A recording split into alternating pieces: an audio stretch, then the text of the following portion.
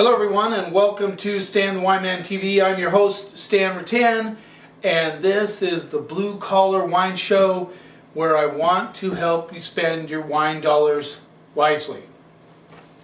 So May was Oregon Wine Month. Oh, before I go into that, May is Oregon Wine Month. We're almost to the end of May, but before I get into that, did you see that they actually ran out of words in this National Spelling Bee, so they had a tie? That's crazy. They must only have so many words, of course, but wow, that is nuts. I mean, I'm a good speller. I could never even claim to go to where they went, but you know, that is amazing to me. Anyway, I just had to mention that. So we're at the end of Oregon Wine Month. I did a couple episodes on Oregon wines and I thought, hey, you know, why don't I finish up the month? Well, yeah, I think Sunday is the 1st. I don't do shoots over the weekend, so yeah, I'm finishing up the month with a last wine review for Oregon wines. Now, I'm not going to say I'm never going to do Oregon wines again, but this is all about Oregon wines today.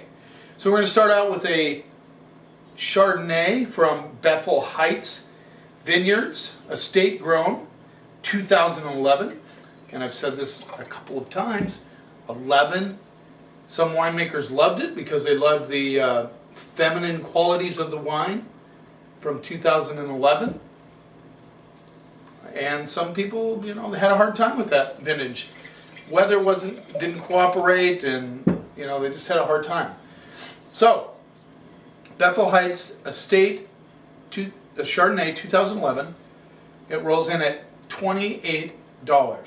Now, I just have to say that you know, I mean, Oregon is not known for Chardonnay. I mean, they do it obviously, and they probably should be known for Chardonnay since their Pinots are so much, a lot of times compared to Burgundy Pinot Noir.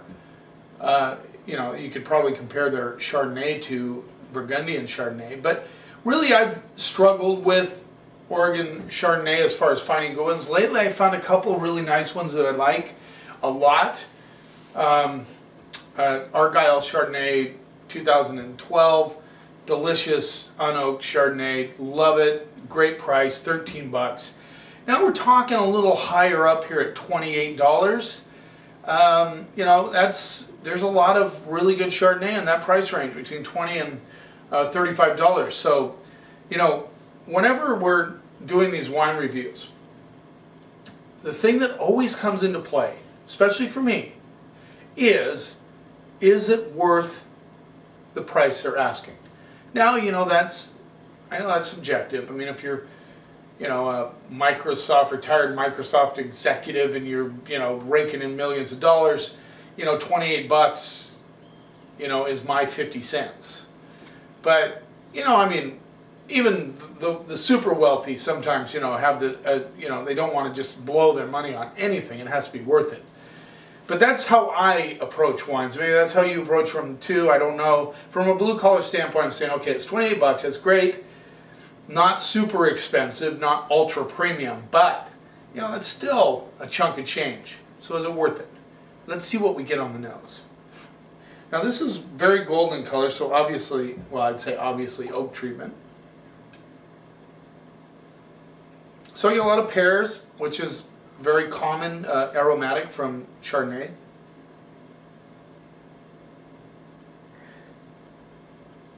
A little bit of pineapples, very slight. This is a little challenged on the nose. The temperature's perfect. It's halfway between chilled, which a lot of you will do. Hey, by the way, just a little side point. If you have an oaky Chardonnay and you really get it cold, the oak is going to dominate the palate. I mean, that's why you get that, you know, start taking splinters out of your gums. If you let it get a little closer to halfway between room temperature and really cold, the fruit notes will start overtaking the oak. So that's something to just keep in mind. If you've had a Chardonnay, you pull it out of the fridge, it's ice cold, you drink, you say, wow, I really don't like this Chardonnay. It could be just because it's really, really cold and you've taken away the fruit from the wine. I get a little bit of like a bread dough component on this, which is interesting. They might have stirred it on the lees a little bit. The lees are the sediment that's left over after a wine is, you know, they don't filter all the juice out. They leave a little of the lees in there, that stuff, the yeast particles and things that fall out of the wine in the barrel. And sometimes they'll even stir it to, you know, get those lees into the wine. It gives it a fuller body, a creamier flavor. And sometimes you get that bread dough element from the yeast particles on the nose. Yeah, you get a little bread dough, just a hint of baking spice, and pears all day. Let's see what we get on, and a little pineapple. Let's see what we get on the palate.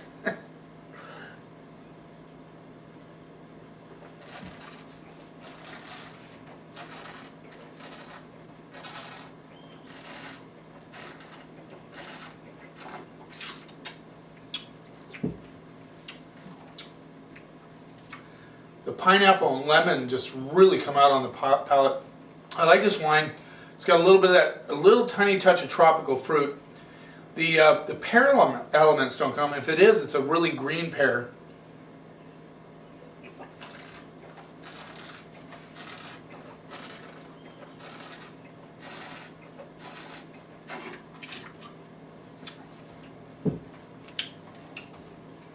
Good acidity, which you would expect from the 2011 vintage.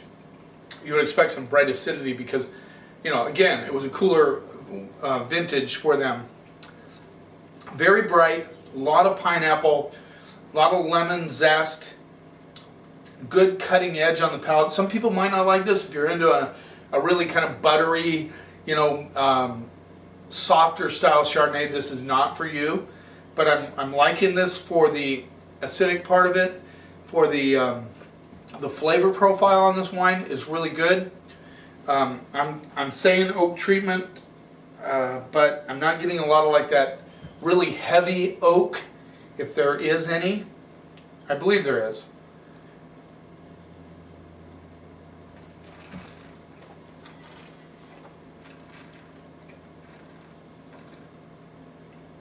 Now get this.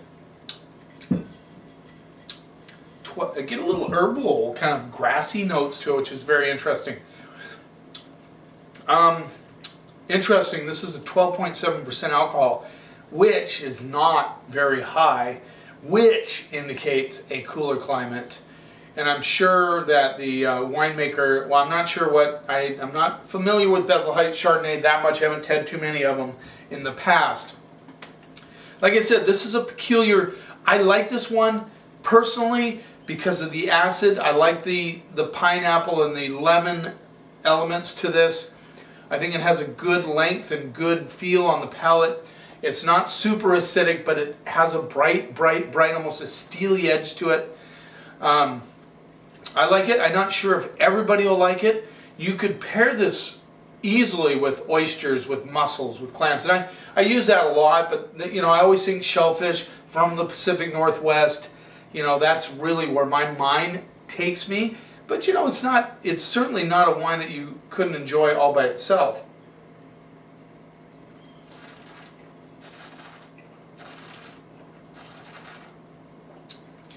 I looked on the back of the label because a lot of times they'll say, well, it's, you know, 70% new French oak or whatever. It has wood on it.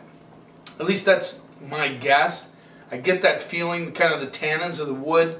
It's not dominating. There's good acidity, nice fruit flavors. I mean, the length of the finish is pretty nice. You know, 28 bucks, a little steep for what you're getting here, but not terrible. Not terrible. I'm going to go B+ on that Chardonnay. Nice effort. Now we're going to get into Pinot Noir. What Oregon is really, you know, resting their reputation on in many ways is a Pinot Noir, as they should.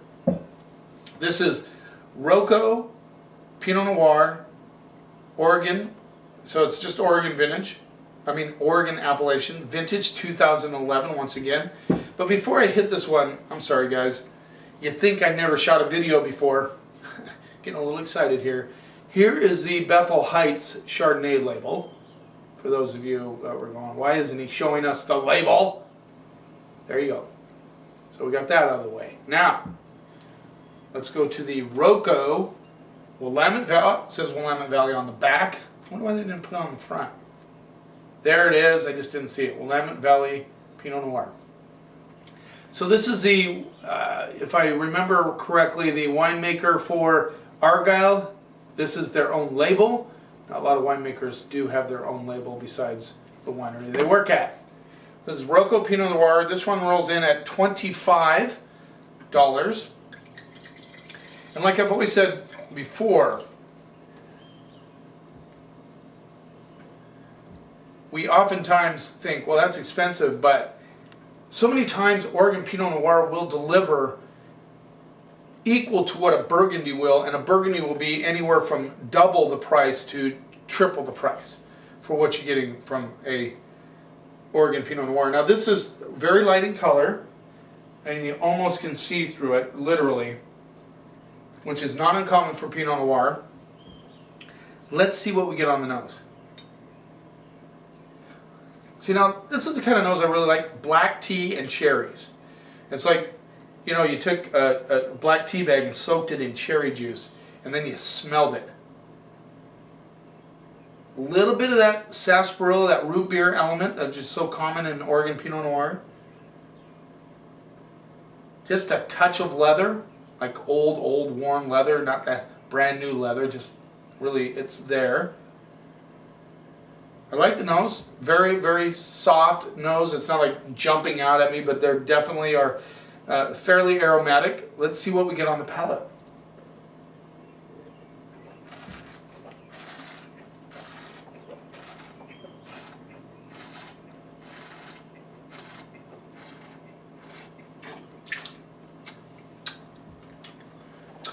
Pretty close what you're getting on the nose. It's got good cherry notes to it, like almost like a darker cherry.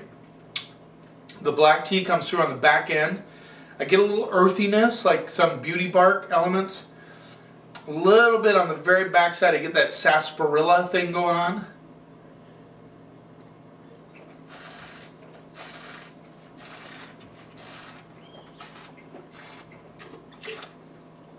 You know, I like this Pinot. It's there's a couple kind of Pinot Noirs. This falls into the category of kind of the guy who likes Burgundian style, and I know that term is just kicked around all over the place, but a little bit more, you know, a little higher in acid. This is not super acidic. Certainly a lot of palates could tolerate the acidity in this one. Not for the acid freak, that's not what I'm saying here. But it has nice flavors, very elegant, very feminine in it's not big muscly. And then there's a Pinot Noirs, you know, like a lot of people accuse some producers in California throwing some Syrah in there. It gets more of that plusher, bigger, you know, kind of love handle, California sunshine element to it. And some people dig that. They really like that. It's fine. It just depends on what you're looking for. There's times I crave those style, but most of the time I crave this style. Really good with food. You know, you have a slab of salmon. Right now I know the Copper River salmon's out, released. The price has dropped already from the original market release price. I definitely can guarantee you that I'll take a slab of that, cook it up, grill it up, and have some of this with it. Perfect for that. Just good balance.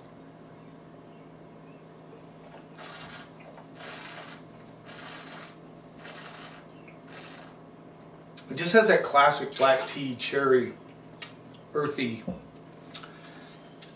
good balance. I mean, the finish is just a little bit thin, slightly thin. That would be the only thing I'd say about this Pinot. But again, match up well with food. I'm going to go B on that one. I like it. Good job. 25 bucks is not too much to ask for that. Let's move on to the next one.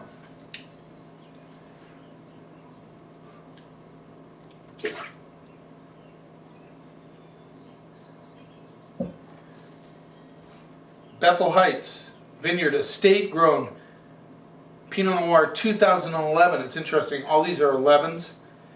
Eola Amity Hills is the appellation, which is now a sub-appellation, its own appellation inside the larger Willamette Valley. Willamette Valley is going to become like the Columbia Valley, just a huge appellation with a bunch of really particular appellations. more terroir specific. So this is the most expensive of the bunch. This is $30 or $29. Bethel Heights, a very well-known, well, we have their Chardonnay, but very well-known label from Oregon. I sell a lot of Bethel Heights Pinot Noir at my store.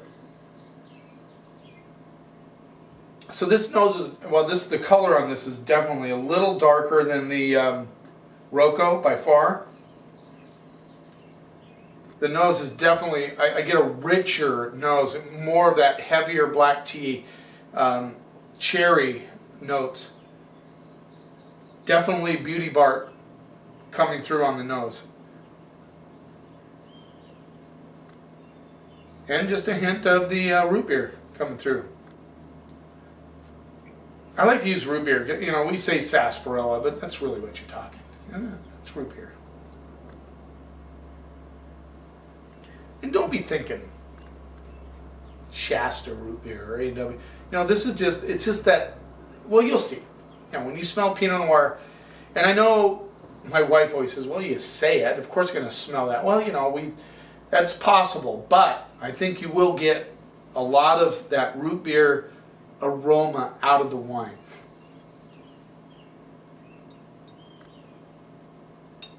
Yeah, there's even a little bit of black raspberry on this one, which I find very intriguing. Like the nose on this. Let's see what we get on the palate.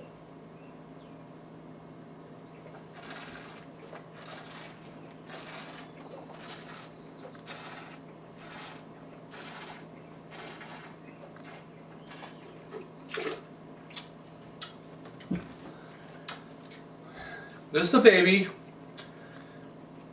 Very tight. Like, you know, doesn't want to let go yet. Just kind of, oh, you woke me up too soon. You know, it's like waking somebody up and they're just like, you try to ask them a question, they can't answer it because they're just like, this one's, it's like, it doesn't want to be woke up yet. It's a tightly wound up wine. I get the beauty bark all day. Very much dominant part of it. Bright cherries.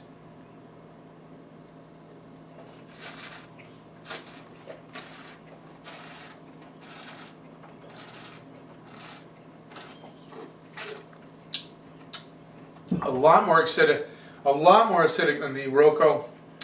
But I think this is just a really wound up wine. I think it leaves more, there's definitely a grippiness on the backside of this wine. This wine needs to lay down for a couple of years. I think it will eventually come out. There's a lot of red flowers, big acid. I mean, this is like cutting on the mouth. Very big.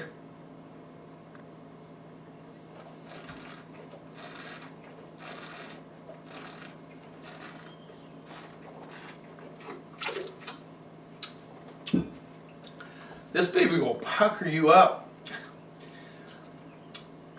Got a lot of violets, rose petal, heavy acid, bright cherries, a little bit of a tea component.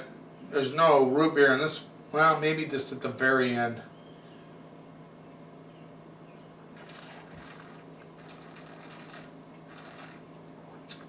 This hurts so good. You know, I mean, it's like, if you're an acid freak, you're going to love this wine. Right at this point, I would have to say that this will develop into a much better wine. Right now, it's very acidic, very tight, very much it's like a little baby. I mean, it needs some maturity. Right now, as it sits, with its potential, I'm going to go B on this one. I think it has good potential. I think it will develop into a much better wine. If you have the patience to put a bottle away, or a couple bottles, 4 bottles away, and wait 5 to 8 years, I think all those acids will settle down. The fruit will take over, because I can see the potential. Those bright cherry, good acidity, good acidity. Those beauty bark elements will evolve with the red flowers. You know, I'm going to go B right now because, you know, my crystal ball on these, sometimes you can be off. So just right now, for 30 bucks, this is a B wine. So happy Oregon Wine Month, especially to my bros down south. You know, I'm in the Pacific Northwest. You know, sometimes, you know, we get all wrapped up in our Washington stuff, and you know, but hey, there's great wines all around the world, and I recognize that. So thanks for watching. Have a fantastic weekend. I hope the weather for you is as good as it is for us right now. It is fantastic outside. Beautiful day. Cheers. And here's to keeping the snob out of wine.